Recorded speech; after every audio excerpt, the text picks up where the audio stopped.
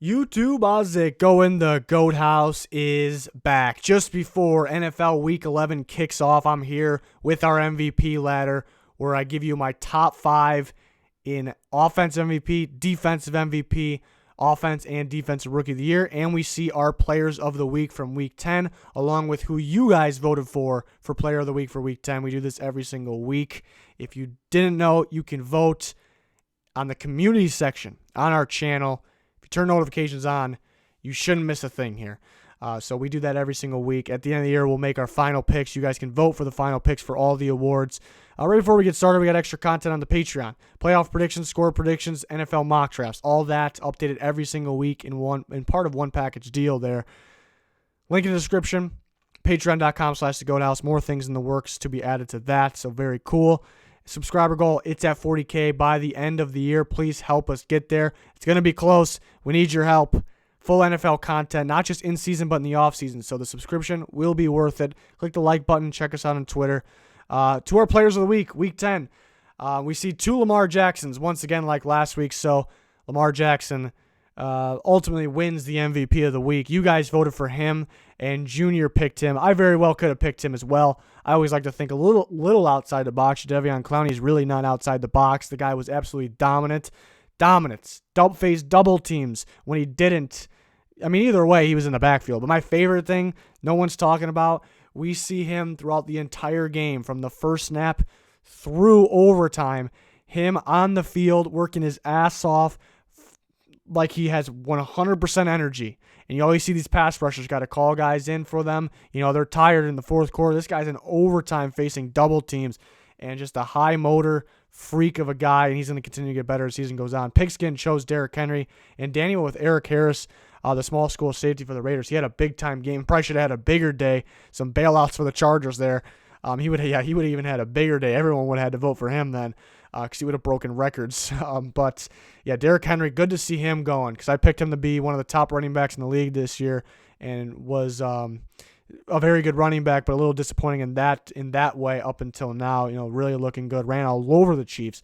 But yeah, my pick was Clowney. You guys and Junior picked Lamar, so definitely give Lamar the award for the week there. But to the MVP, we're talking Lamar Jackson again. I moved him up to number 1. And it was interesting. After Sunday, Lamar Jackson was going to be number 1 for me in my head. Obviously, there's more football to play. Obviously, Russell Wilson plays on Monday night. We're watching that Seahawks-Niners game. It's a great game. I'm still kind of thinking, yeah, I think I got to go Lamar 1. I mean, I still got to keep it. Then we're in overtime. Russell Wilson escapes the pocket on third down on the run, makes a perfect throw to Turner. And I'm just saying, okay, I guess we got to keep Russ at number 1 after that. But then Russ throws a pick. And then I'm going back to Lamar, and then Russ wins the game at the end. So it's kind of back and forth there. 2 crazy seasons for these quarterbacks. And, I mean, you very well can consider the next 2 running backs as well. But I went with Lamar for now, what he's doing, how he's like help. I mean, I can't say carrying the team because I like the playbook. I like the play calling. I love the offensive line. I love Mark Ingram. Even the other running backs, too. The receivers are stepping up when they're healthy. But it feels like he's the guy in that team. You take him away from your team, it's a totally different Ravens team. He's number 1. Russell Wilson, number 2. Christian McCaffrey and Dalvin Cook, pretty much just like Lamar Jackson, Russell Wilson together, pretty much. Same thing with those two.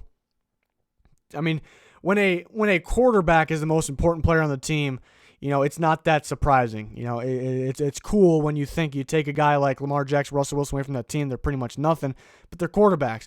When you have teams like that McCaffrey and Cook are on, and you can say if you take those guys away, you may have a problem over there.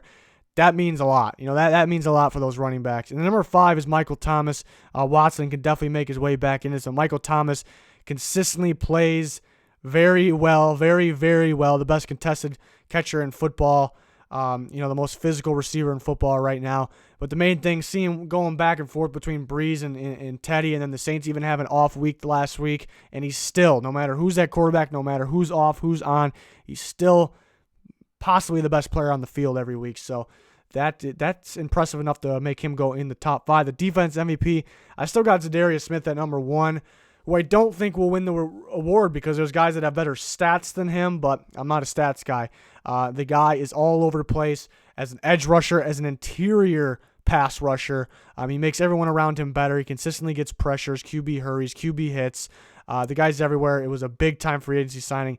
He's my number 1 right now. Shaquille Barrett and Chandler Jones pretty much in the same boat there. 2 sack leaders and both playmakers at the same time. It's not all about just sacks, but they bring other things to the table. Eric Kendricks and Aaron Donald, new guys to the list. Aaron Donald, not surprising. Surprising he started off a little slow, but he's still a dominant player, and we see him start to pick it up big time every single week, so he made his way in here. And Eric Kendricks has been the best linebacker in football. Towards the top of the NFL in pass deflections, which you do not see from a middle linebacker, and he always makes the big-time play. The world got to see it in prime time against Dallas, but he's been doing that all year. Big-time 3rd and 4th downs, crucial ones throughout games in earlier parts of the season or any part of the season. He's been doing it, and he's an elite run stuffer as well. He makes the list and gets on there at number 4, but there's a pretty clear top 3 to me right there. And that's my defensive MVP ladder right here heading into Week 11 to the Offensive Rookie of the Year.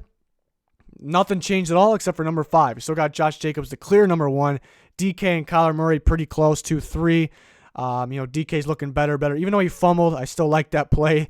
It was a good strip, which was interesting because the guy was standing on a bounce when he was trying to strip him. They got the rule right, but it's a weird rule, I guess. And then Terry McLaurin started off really good, so that's kind of what keeps him up here because he started off really, really good. And then Darius Slayton has been unreal for the Giants, just unreal. He's been super impressive because he wasn't that dominant for Auburn. He was kind of the speedy guy, would have some drops. He's taking his route running to his other level and just big playability to another level. He's at 5. You could consider other receivers as well. Hollywood Brown, he's going to make his way back up here. He's going to make his way back up here for sure. And you look at the running backs too. You look at the other Vikings running back, Alexander Madison has been huge for them too. Just huge. This guy could be a starter. Plenty other teams too, so considered him as well. Those are my offensive rookies for this week. Defense, no changes for the defense either except for number 5. Max Crosby made his way on the list. You see Cleveland Farrell starting to pick it up. That looks great too. But Crosby is a big-time playmaker, getting a lot of pressures, a lot of QB hurries. This guy looks like I was kind of high in him as a sleeper out of Eastern Michigan, but he looks like a new man at the same time. He's put on some good size, didn't lose any athleticism, put on that strength while not losing any of that, and that's what's impressive. Higher NFL or football IQ, so super impressive. This guy's got a bright future. That was a steal for the Raiders there, but still Nick Bosa at the top, just a game changer defensive end, which you don't really see a lot. Been big time for them, and Josh Allen, Brian Burns right there with him, and Devin Bush has been big time for this year. Is key part of that Steelers' success on defense. Maybe he's knocking on the door to move up a spot or 2 here, maybe to 1 very soon. So we will see. But that is our players of the week and my MVP ladder. Hopefully you guys can join in by voting. It's on the community section of the channel every Tuesday, usually earlier in the day on Tuesday. We have an AFC Player of the Week poll, an NFC Player of the Week poll. We combine the winners. You guys vote for the winner. Pretty cool. At the end of the year, when it's time to make all the award picks, we'll make the video with my final picks, no more ladder, and you guys can vote for your picks, and we'll reveal that in a video. It should be pretty cool. Thanks, everyone, for being here, though. Please subscribe if you haven't quite yet, trying to get to that 40K goal. But that's going to do it for this one. Thanks, everyone, for watching. Goodbye.